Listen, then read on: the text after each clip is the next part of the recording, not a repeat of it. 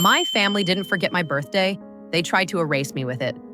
I'm Avery Cole, 35, and my dad, Mark, my stepmom, Valerie, and my half-sister, Brooke, sent me an expensive box of love tied with a ribbon and fake affection.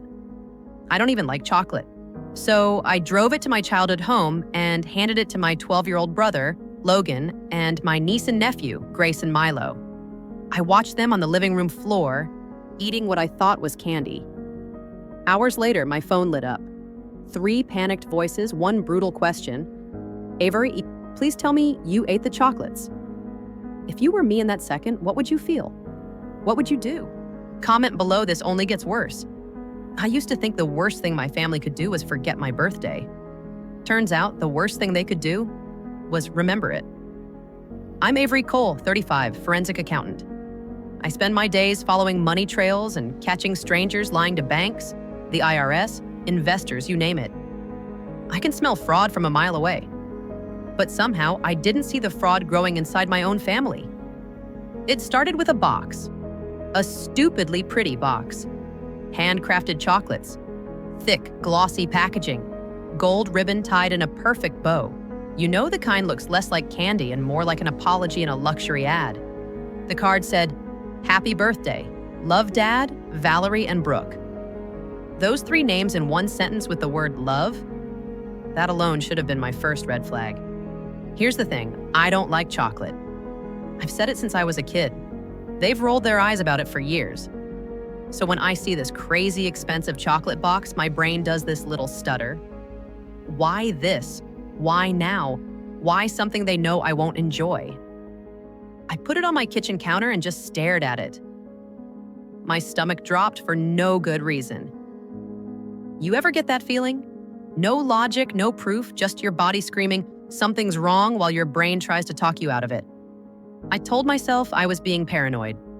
Relax, Avery. It's a gift, not a bomb. So I did what I always do with things that feel too emotionally loaded.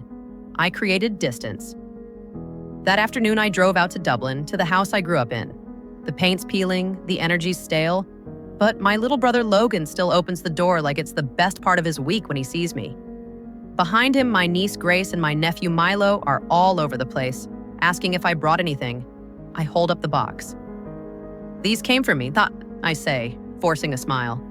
But honestly, I think you guys will enjoy them way more than I would. If you're watching this, I want you to slow down and picture this scene with me. 3 kids on the living room carpet, ripping open the expensive paper, tossing the ribbon aside, laughing, yelling over each other, popping chocolate into their mouths like it's the best thing they've ever tasted. Logan looks up at me with this big grin, just pure trust. I'm leaning on the doorway, arms folded, thinking, okay, that's better. At least someone's happy with it. I don't take 1 piece, not a bite. I leave the half-empty box on the coffee table, kiss the kids on the head, say bye to my dad in passing, and drive back to my apartment feeling relieved. Like I dodged some emotional guilt trip. If you were me in that moment, be honest, would you have thought anything was wrong? Would you have eaten one just to be polite? Tell me in the comments, because that question still hits me at 3 a.m. That night, I'm in my bathroom, brushing my teeth, scrolling my phone with my free hand when my dad calls. He never calls. We're more, see you on holidays and pretend everything's fine kind of people. I answer with toothpaste in my mouth. Hey, Dad, what's up? His voice is shaking. My dad, the man who barely reacted at my mother's funeral. Avery, the chocolates we sent you, did you eat any? I literally laugh. No, Dad. I told you earlier in the text I dropped them off for Logan and the kids. They loved them. Why? Silence. Not the normal connection lag, silence. Heavy, suffocating silence. I can hear him breathing, like someone just knocked the air out of him.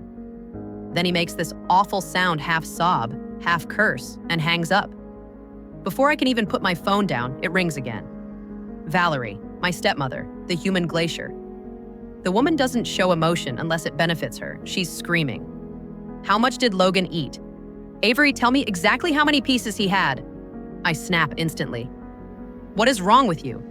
He had some. The kids had some. They're fine. Why are you freaking out about candy? She inhales sharply like I just told her someone died. Oh my God, she whispers. And then click. Call over.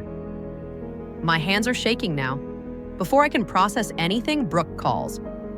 My half-sister, the one who always acts like I'm the enemy because I got the money and she got the chaos. She's crying so hard I can barely understand her. Avery, please tell me you're lying. Please tell me you ate some too. Please tell me you didn't give them all to the kids. I'm staring at myself in the mirror, toothbrush still in my hand, toothpaste on my chin. No, I say slowly. I watched them eat half the box. I didn't touch a single piece. Somebody needs to tell me what the hell is going on. She just screams my name. Not a sentence. Not an explanation. Just a raw, terrified, Avery. Then the line goes dead. If your chest is tight listening to this, imagine standing barefoot on cold tiles while three people who've never agreed on anything in their lives suddenly unite around one horrifying question. Did you eat the chocolates? Not happy birthday. Not, are you okay? Just pure panic that the wrong person might have eaten the wrong thing. Yeah, you feel that drop in your stomach? Mine didn't stop dropping until the hospital called. If this already makes you angry, hit like, so the algorithm knows people do care about this kind of story and keep listening, because the next part, that's where everything shatters. Less than half an hour after that last call, my phone lit up with a number I didn't recognize. Columbus area code, middle of the night. My heart was already racing, but that pushed it into free fall. This is Riverside Hospital Emergency Department, a calm voice said. Is this Avery Cole? Right there, my knees almost gave out. Yes, I managed. What happened? We have your brother, Logan Cole, and your niece and nephew, Grace and Milo Rivera. All three presented with seizures and cardiac arrest. We have them stabilized for now, but their hearts stopped multiple times in the ambulance. We're running toxicology. We suspect ingestion of a fast-acting cardiotoxic substance. Cardiotoxic substance. I remember those words way too clearly. I don't remember leaving my apartment. I don't remember locking the door, grabbing my keys, putting on shoes. I just remember the drive streetlights smearing into long streaks through my tears and the sound of my own breath. Too loud, too shallow. When I crashed through the ER doors, it felt like walking into a movie I never agreed to be in. Fluorescent lights, disinfectant smell, nurses moving fast, someone shouting codes I didn't understand. A doctor met me at the front. Ms. Cole, I'm Dr. Harris. Your brother and the children are in critical condition. They all went into sudden cardiac arrest within minutes of each other. We've restarted their hearts, twice for your brother. From what? I whispered. We don't know yet, he said. Their blood work shows a huge spike in a cardiotoxic agent. Not something you'd see in food poisoning. This looks deliberate. He didn't have to say what we were both thinking. Someone put something in those chocolates. I must have swayed because a nurse grabbed my arm and lowered me into a chair. The sounds of the ER faded into this dull underwater roar. All I could hear over and over in my head were those phone calls. Did you eat any? Please tell me you ate some too. Please tell me you didn't give them all to the kids. They weren't worried for me. They were terrified their plan had failed. If you're watching this, answer me honestly. At what point would you have accepted that your own family wanted you dead? Because even sitting there in that plastic chair, part of me still wanted to believe it was all some insane coincidence. Hours passed like minutes. Or minutes like hours, I honestly don't know. At some point, a nurse told me they'd moved Logan to ICU and that I could sit with him. Seeing him there nearly broke me. 12 years old, pale, wires everywhere, cheeks hollowed out in one night. Like the poison had sucked out his childhood, too. I sat next to him, holding his hand, listening to the machine's beep. I don't know how long I stayed like that long enough that the rising sun started to bleed through the cracks in the blinds. Eventually, his fingers twitched. His eyelids fluttered. He opened his eyes. Avery, he whispered, voice raw. Hey, kiddo, I said, trying to smile while my throat was closing. You scared the hell out of me." Tears filled his eyes immediately. "I'm sorry," he choked. My stomach clenched. "Sorry for what? You didn't do anything wrong." He glanced toward the door, toward where he knew Grace and Milo were, even if he couldn't see them. "I wasn't supposed to let them eat it," he whispered. "She told me not to." "Who?" I asked, even though I already knew. "Valerie." His lip trembled. "She sat me down yesterday and said the box was a special grown-up gift for you. She said, whatever you do, you don't open it, you don't touch it.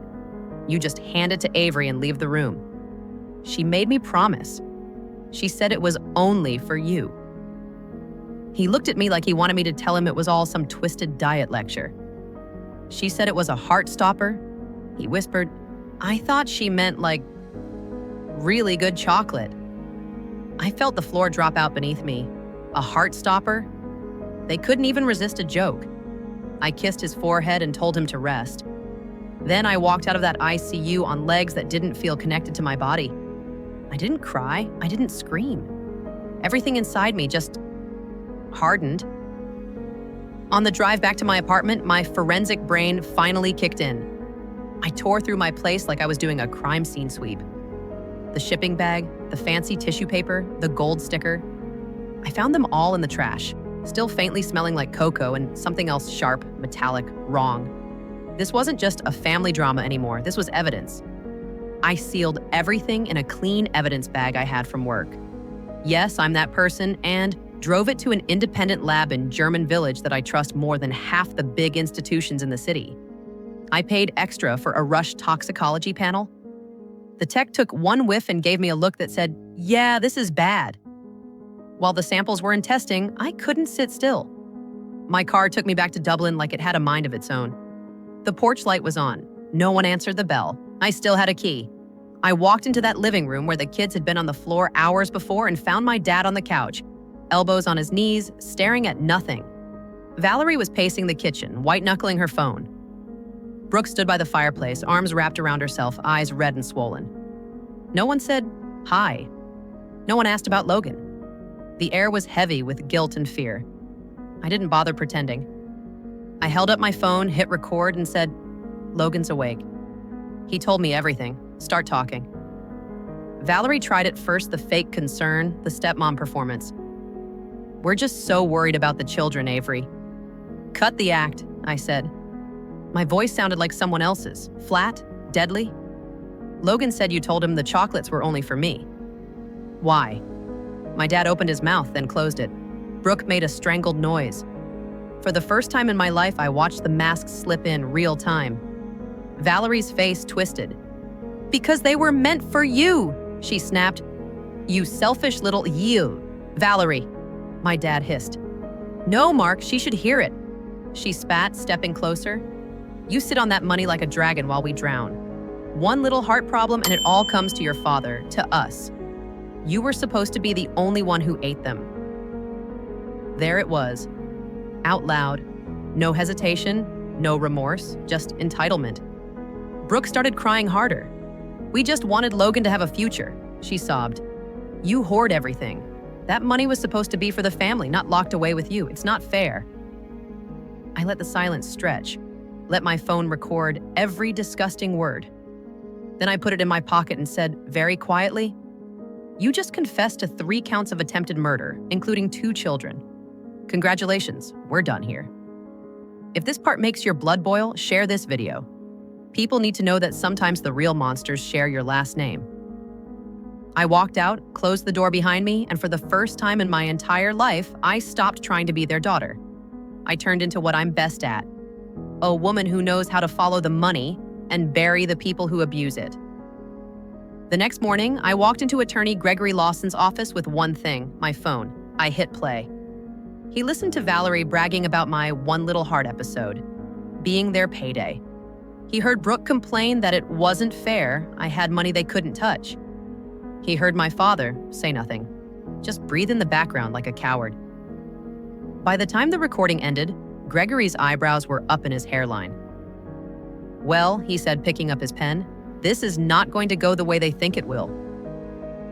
He got to work fast. search warrants for the Dublin house, emergency protective orders, orders to seize any remaining packaging, shipping receipts, devices.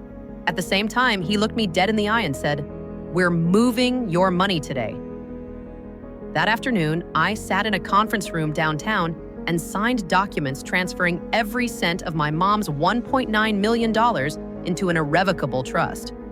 New beneficiaries, new protections, automatic triggers if anyone tried to contest it. Let me translate that.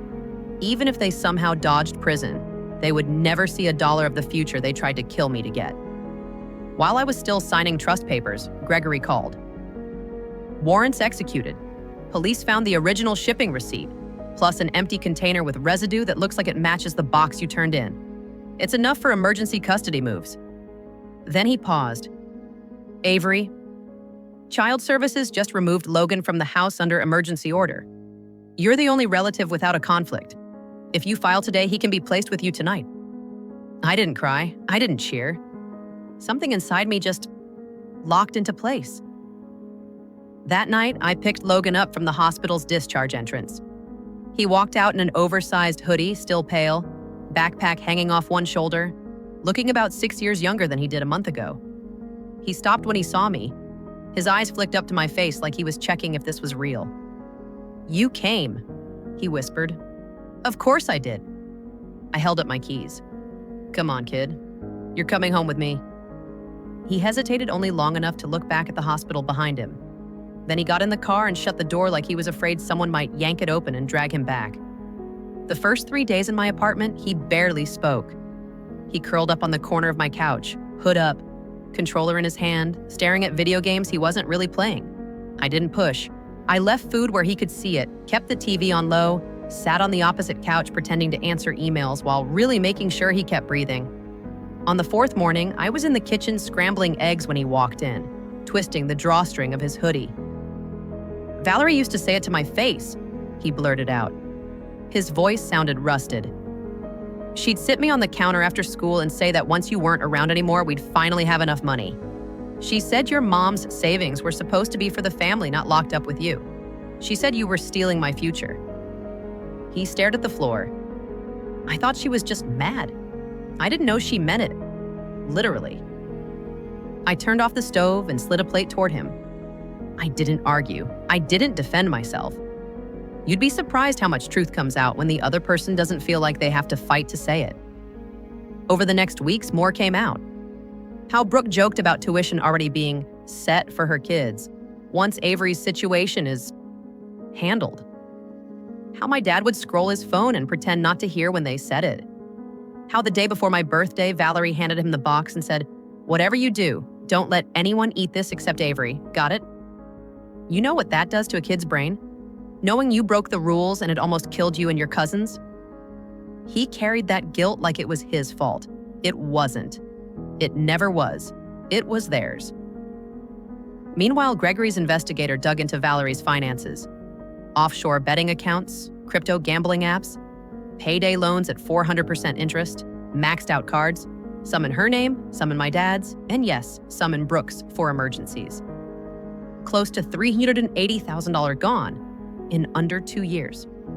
You don't need a degree in psychology to connect the dots. They saw my inheritance as the quickest get-out-of-debt card on the board. When the indictment finally came, attempted murder, conspiracy, child endangerment, financial fraud, it felt surreal. Those are charges you hear on the news, not attached to your own last name. The trial took 3 weeks. 3 weeks of walking past reporters, of sitting next to Logan in the second row, listening to lawyers talk about my life like it was a puzzle they had to solve. We watched Dr. Patel, the state toxicologist, put chromatograms on a big screen, showing the synthetic cardiotoxin in the kid's blood and in the tissue paper I'd saved. We watched the investigator walk through every ugly detail of their debt. We listened to my own voice in the recording, calm and cold, asking, "Why were the chocolates only for me?" And Valerie's voice spitting, "Because they were meant for you." But the worst and the best moment was when Logan took the stand. He walked up there in a navy blazer that was a little too big, got sworn in, and then looked right at Valerie, at my dad, at Brooke. His hands were shaking, but his voice? Solid. He told the jury about the jokes that weren't jokes. He told them about Valerie's heartstopper comment. He told them how they made me sound like a selfish villain stealing his future. And when the prosecutor asked, "Why are you testifying against your own family?" he did something that almost broke me. He looked at me, just me. Then he said into the mic, "Because she's the only one who's ever chosen me over herself." If that line hit you in the chest, imagine hearing it in a silent courtroom, with your would-be killers sitting 10 feet away. The jury took 4 hours, guilty on all counts. My dad got 10 years for conspiracy and endangerment. Valerie got 15 as the primary planner plus fraud. Brooke got 12 for active participation and risking her own kids' lives. Then the judge turned to Brandon Sorry, old habit to Logan, and said, "You understand what permanent guardianship means?" Logan stood up. "Yes, Your Honor. It means I get to stay with Avery." "So ordered," the judge said. Just like that. Parental rights terminated. Guardianship to me, permanently. People always ask me if I hate them. The truth? No, hate takes energy. I don't give them that. I don't forgive them either. Forgiveness is for people who made a mistake, not for people who looked at their child and thought, "You're worth more to me dead than alive." I did what surgeons do with cancer. I cut them out. Completely. No contact, no visits, no calls, no letters. Today, Logan's grown. He's building his own life, with his own choices, his own future that they no longer get to touch. I'm still in Columbus, still doing forensic work, still sipping my coffee on a balcony that faces a city I rebuilt my life in. People sometimes tell me I'm cold for how cleanly I walked away. No, I'm not cold. I'm healed. And healing sometimes looks like locking the door, throwing away the key, and choosing yourself and the people who truly choose you back. If you've ever had to cut off toxic family to survive emotionally, mentally, or literally, drop a comment and tell me your story. You're not alone. And if you want more true stories like this, hit subscribe, share this with someone who needs to hear it, and remember, family isn't who shares your blood, it's who would never, ever hand you a box and hope you don't see tomorrow. So, that's where I am now. My dad's gone, Valerie and Brooke are just DOC numbers in a system, and it's just me and Logan figuring out what family looks like without them. And I'll be honest with you, even after everything, there are nights I sit on my balcony, look over the city, and this stupid question still creeps in. Am I in the wrong? Am I wrong for cutting them off completely? For never visiting, never answering a call, never opening a single letter? For choosing my own peace over forgive and forget? The lesson I pulled out of all this is pretty simple, but it wasn't easy to accept. You are not obligated to keep people in your life just because you share DNA. You're allowed to choose survival over tradition. You're allowed to protect your peace, even if the people you're protecting yourself from are your parents. But that's my take. If you were in my shoes, what would you have done? Would you have visited them in prison? Cut them off sooner? Tried to forgive? Drop your thoughts in the comments. I really do want to hear them. And if this story hits something in you, like share it with someone who needs to hear it, and subscribe for more real stories we're not supposed to talk about.